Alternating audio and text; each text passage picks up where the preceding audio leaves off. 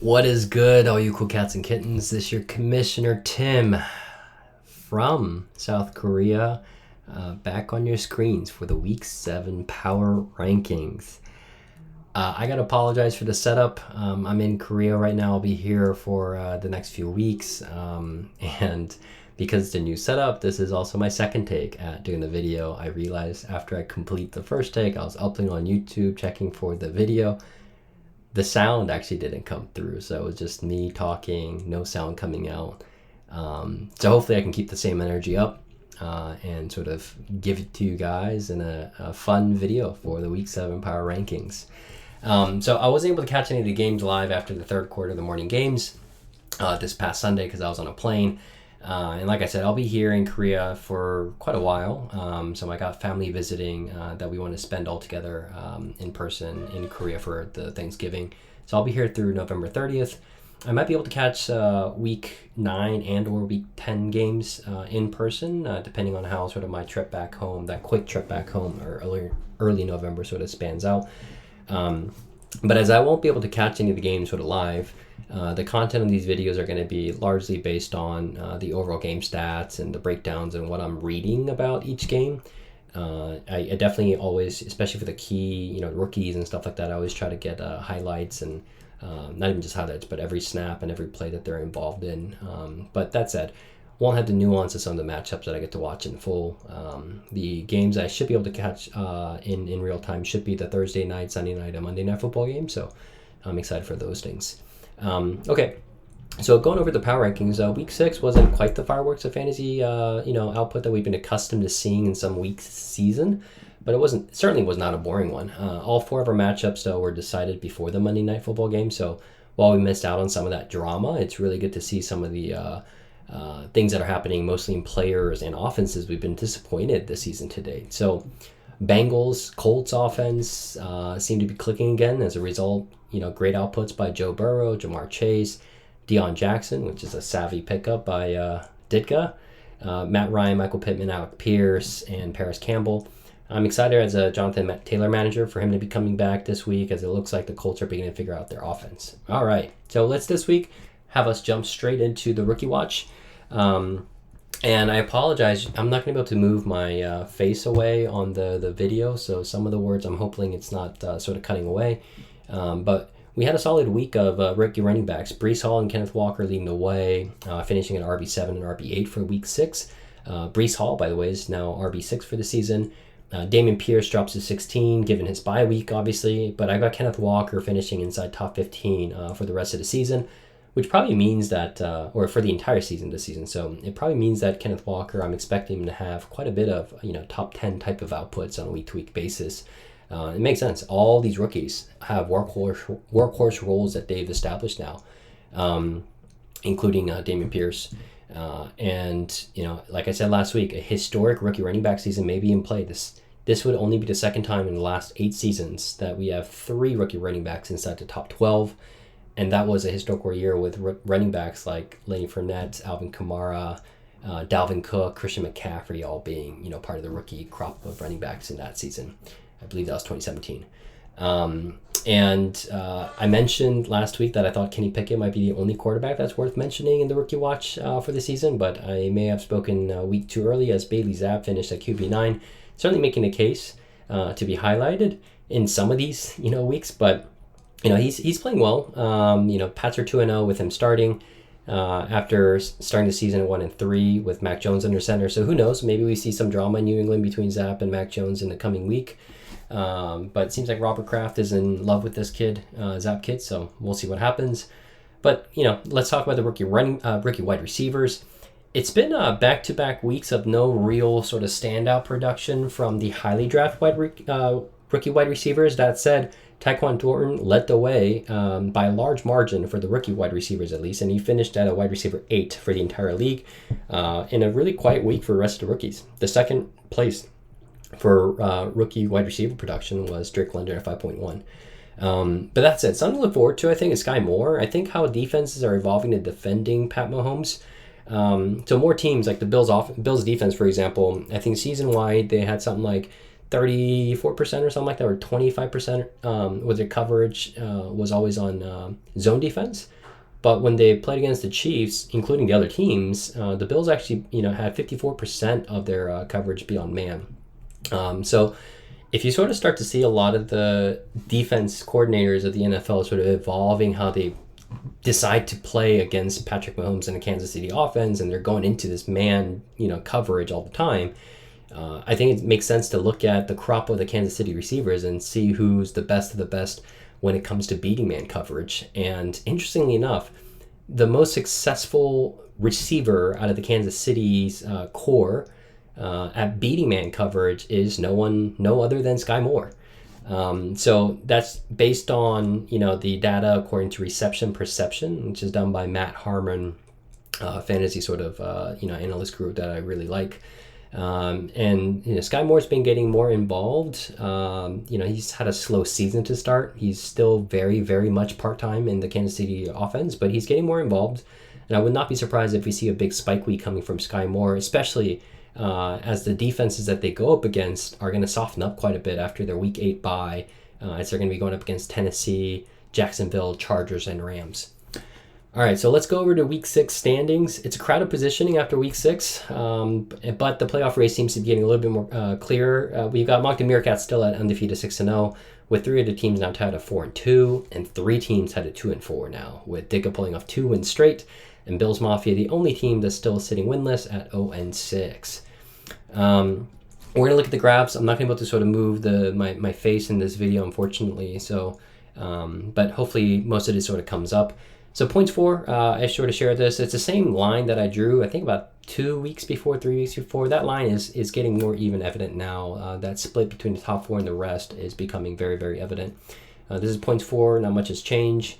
And then the graphs as well, not really much has changed. It's really the top 4, bottom 4 in terms of the splits there for both points for as well as the max points for. But this is interesting. So the playoff target at 8 wins. Now we got a lot of teams that are 4 away from getting there. We've got 3 teams that need to get 6 more wins to probably get to that 8 wins to get into playoff contention. And if you look at the sort of the implied full season records, Moncton Meerkats leading the way. They only need to go basically 2-6 for the remaining 8 games for them to really, really get this out and get into that playoff seed. So I think it's all but locked in at this point, basically. The 4-2 teams need to win 4-4 the remaining 8 games, which basically just is a 500 record. And then the other teams like Full Jerry, Mr. Ambassador, and Huge Dicka sitting at 2-4 need to have 6 wins out of the next 8 games for them to get into that playoff likely cutoff line. So still a tall task, but certainly very doable. And then Bills Mafia sitting at 0-8 or 0-6 actually needs to win 8 straight and have a perfect record for the rest of the season, basically, to have a chance to getting into playoffs. All right, so looking ahead to Week 7, and this all sort of factored into the power rankings for what I did here. The only matchup that I really see that has huge implications is the Mr. Ambassador and Huge Dicka matchup. If Dicka rolls 3 straight and defeats Mr. Ambassador, it will actually have Dicka sitting just 1 game back behind at least one other manager, given that Cup to Canada and Brady Stewart Dynasty, who are both sitting at 4-2, are going up against each other. So one of them is going to end up at 4-3, and the winner of the Ditka and Mr. Ambassador's matchup is going to be sitting 1 game behind at 3-4. So that said, whether Ditka and Mr. Ambassador end up just a game behind the 4th seed, I still don't see either team being able to have enough firepower to get into playoffs this season. I talked about some implications on it in the team-by-team sort of analysis, but I think out of that group, the most likely to take it would be Mr. Ambassador, if I'm comparing him and Ditka. But that said, he's still going to need a hell of a midseason and rest of the season output from his big names in Joe Mixon, DK Metcalf, Brandon Ayuk, and George Kittle. And those are all players that I think can have much better rest of the season outlooks than they have in the first 6 weeks. Because other players like Zeke, A.J. Dillon, James Robinson, Deontay Johnson, Darnell Mooney, and Elijah Moore, all players that we were hopeful and much higher up on in the preseason compared to for the first 6 weeks. They all seem to have much lower ceilings this season than what we anticipated. And it's also the reason why, Sergey's output week to week has been relatively lower than anticipated so far. But those group of players, the latter ones that I mentioned, like the Zeeks, the AJ Dillons, it's just hard to see them playing better than the rest of the season. What they've shown through the first 6 weeks, because of their either QB situations that they're stuck in, or the evolving running back timeshares that they're continuing to see. J.K. Dobbins would have been a huge boon to Mr. Ambassador's output for the rest of the season, but it is scary hearing about his knee tightening up on him, which resulted in J.K. Dobbins sitting the entirety of the second half against the Giants in Week 6. So all these things sort of factored into how I'm doing the Week 7 power rankings. Obviously, it's still very much placed on the playoff probability, and then we'll quickly move into, probably in another 2 weeks or so, get into what I think is a true contender tier. Based on the full season or full health rosters, as we can sort of expect it at that point, that playoff positions should be pretty much locked in. All right, so starting off with this tier of the no chance, for playoffs, I've got Bills Mafia obviously here. I think that's it. Kenneth Walker III definitely looks like a dynasty cornerstone for Bills Mafia. Not quite, and the good thing is, not quite the level of player that I think is so good that will tempt Brandon to move up his timeline to contend. But he's still great enough that he knows that Brandon can continue to build his on his intended timeline and still be able to have Kenneth Walker III be a huge asset for him once his roster actually does come up to full speed. So outside of Kenneth Walker, though, I'm not really seeing much else on his roster at the moment in terms of locked-in dynasty cornerstones for the future seasons that he needs to, I think, establish heading into the next season. That said, there are plenty of players that can emerge and give Brandon that comfort heading into the next season. And there were obviously several rookies and young bucks who weren't able to play last week due to injuries and bye weeks as well. All right, moving on to number 7, you sort of saw a glimpse of it. I've got Full Jerry moving down again this week. I think this is the second week straight, maybe third week, where he's moved down a spot now. It's also 3 straight weeks at sub 100 points for Full Jerry. I had so much promise coming into the season and started relatively strong, but in the mix of injury bugs and just pure bad luck, now it's got him sitting at 2-4 and facing Trust the Process next week. If he gets another loss in Week 7, he'd be sitting at 2-5, and I think at that point it'd be just easy to write off the playoff contention for the season. That said, it's going to get really interesting to see what kind of moves Full Jerry starts to make the rest of the season, as he's got plenty of a good mix of dynasty cornerstones, but also a lot of veterans who are producing now, who he can probably move away for decent future assets. I am curious what kind of prices the market will pay, knowing that all these high-value picks, the first and second rounders, already belong to 2 managers who are intentionally building for the future.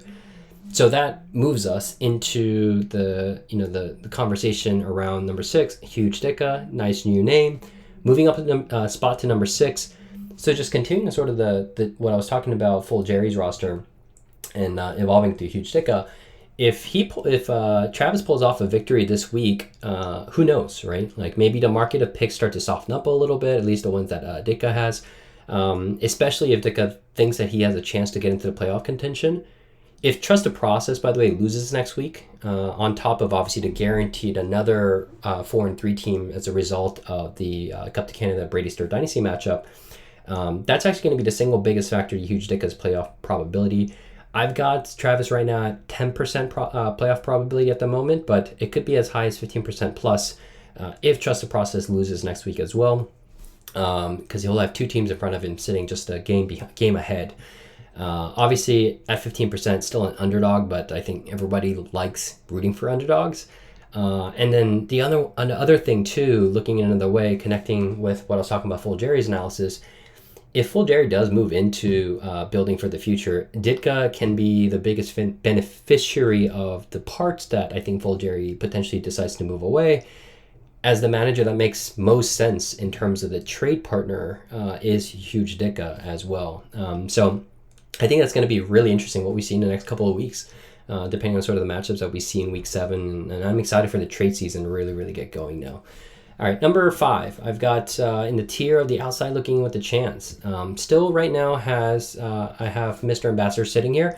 I actually have Ditka and Mr. Ambassador relatively close to each other after week 6. And obviously week 7, their matchup against each other is going to be a needle mover, not just in terms of their power rankings, but their actual playoff contention. And the only reason I have, Huge Ditka sitting at 6 in a separate tier than Mr. Ambassador is because we're assuming that the rosters as is will sort of stay put. But depending on how week 7 goes, I mean, we could even have potentially Mr. Ambassador deciding to move some way their players as well. And again, the biggest, best, and partner that matches up with any of these players that are looking against the sell now mode is Bill's Mafia, who's not going to be trading his picks, and Huge Ditka, who may. So there's a lot of potential moves that Huge Ditka can be making to get into the playoff tier, especially if some of the teams or even one of the teams in the top 4 starts to stumble a little bit. I currently have Mr. Ambassador sitting at about 15%, hair under 15% to make playoffs through 6 weeks. But the same thing for him. If he wins next week, and depending on some of the other matchups, I have him jumping up to as high as 19% if he pulls off that victory next week. I also think at full strength, it's easy and fair to look at Mr. Ambassador being the favorite to win between him and Mr. Ambassador. But, week 7, it's just a bad timing for Mr. Ambassador in a very crucial week, as he's got both of his quarterbacks who's been very beneficial to Mr. Ambassador's record so far out on buys with Jalen Hurts and Kirk Cousins sitting. All right, so moving over to this tier of playoff likely, not contender. This might be a little controversial, but I've still got Brady Star Dynasty sitting at number 4. I'll talk about sort of the team and sort of the tiebreaker in a little bit, but Brady Star Dynasty's only really gap and Achilles heel is right now the QB position, and there's a couple other teams with that issue as well. But the unique thing about Brady Star Dynasty is this QB issue is becoming thinner by each week, and it's actually becoming very, very close to starting to come into ever closely impacting detrimentally for his actual season. Especially the injury to Carson Wentz is going to be out at least 4 to 5 weeks, and then Russell Wilson should be out.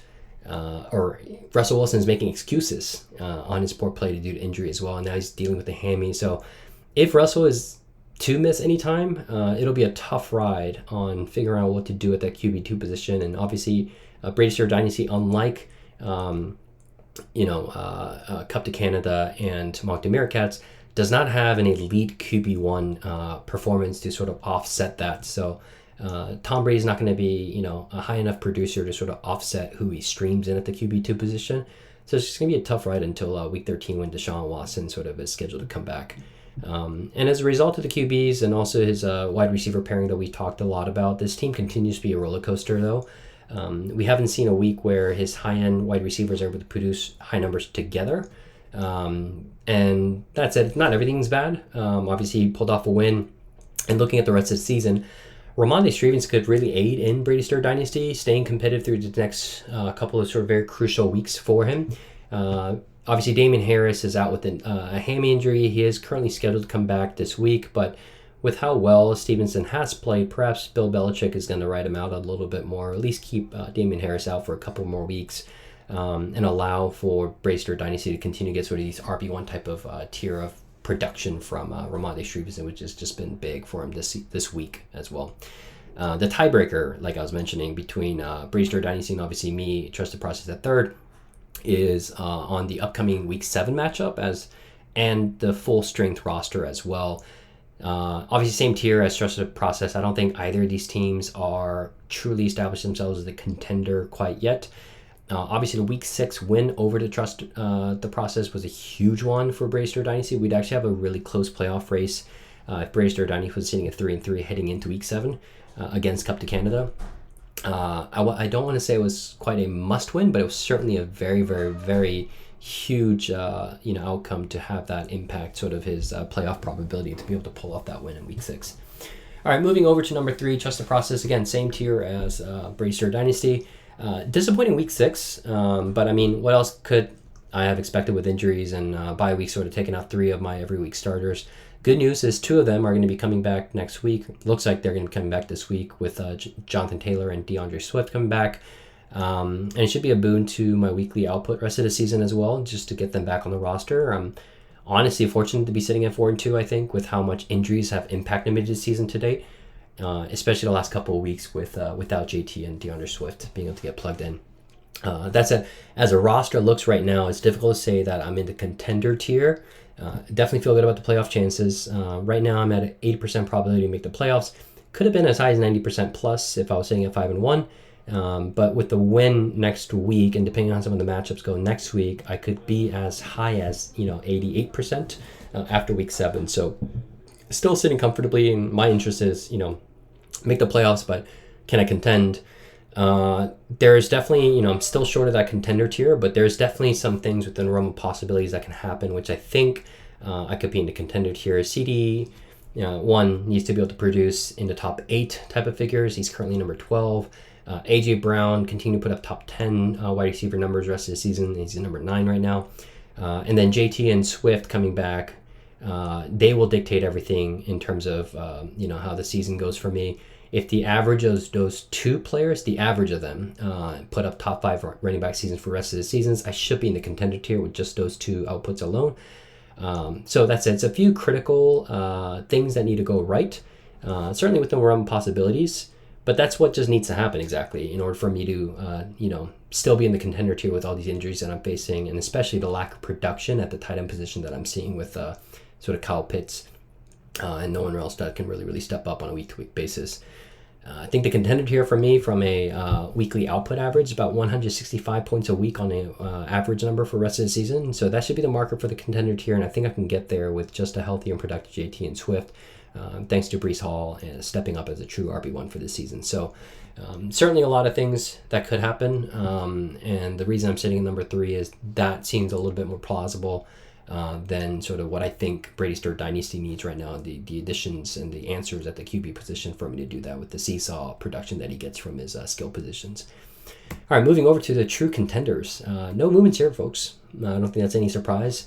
Cup to Canada just had his lowest scoring output for the season so far, including on max points 4. So certainly a disappointing week for Cup to Canada, but it's all relative.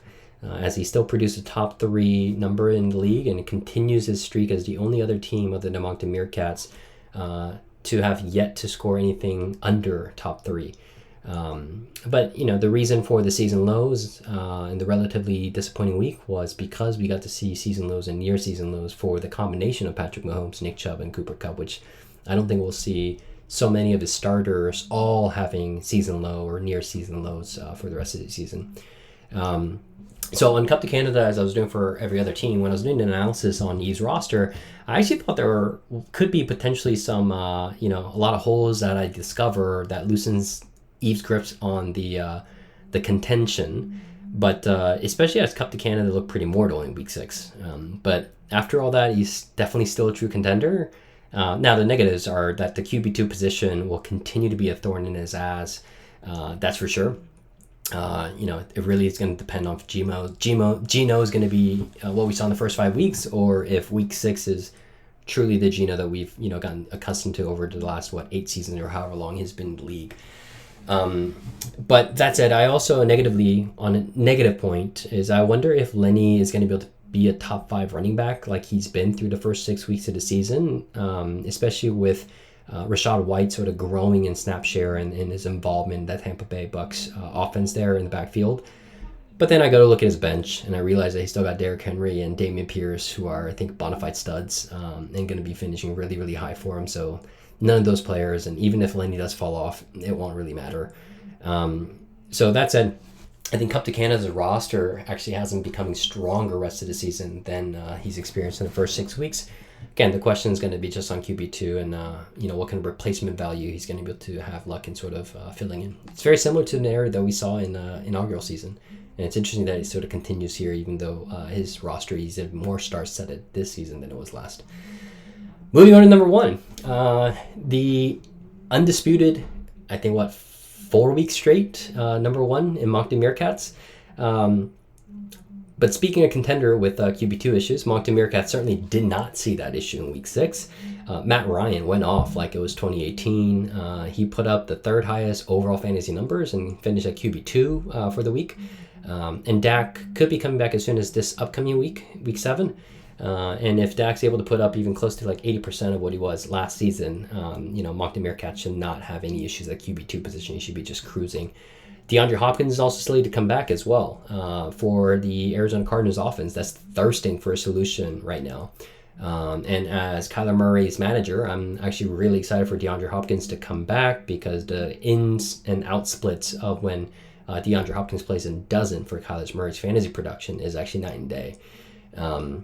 So that said, I also, when I look at, Monty Meerkat's roster for his starting caliber players, whose rest of season, analysis, I don't see any of them with any danger in terms of how they're going to continue to produce. I think his roster is producing the way that it should be for the rest of the season. There's an argument to be made that even players like Christian McCaffrey could put up even higher numbers because they just haven't gotten involved as much, and he looks healthy. So Monty Meerkats right now is sitting as perfect 6-0. His rest of the season strength could get even stronger, especially with Dak and DeAndre Hopkins coming back. And I don't think this is to anyone's surprise that I think he's going to be finishing at 7-0, making a perfect first stretch of the leg when we've gone through all the matchups with every single manager in the league. I know I'm not the commissioner that makes the predictions, but I don't think I've ruined anyone's surprise by picking Monty Meerkats over Bills Mafia in their matchup for Week 7. So Monty Meerkat's playoff chances are certainly locked now. He only needs to win 2 more in the next 8 games to do it. I think the only question right now, and the only thing I'm looking forward to, is if whether or not Monty Meerkat's going to be able to retain their number 1 playoff seed going into it, and how many losses or how many victories he's going to be able to sustain, especially with the rematches of the other contenders and playoff tiers in the next sort of the second leg of the season. And depending on those outcomes, it might add some drama and narratives for the playoff implications in those storylines. So I'm looking forward to it. And Monty Meerkats, congrats on continue to remain number 1. And here's the overall sort of list of the Commissioner Power Rankings and the updated points for through Week 6. Looking forward to seeing y'all on Thursday, Sunday, and Monday. Peace, boys.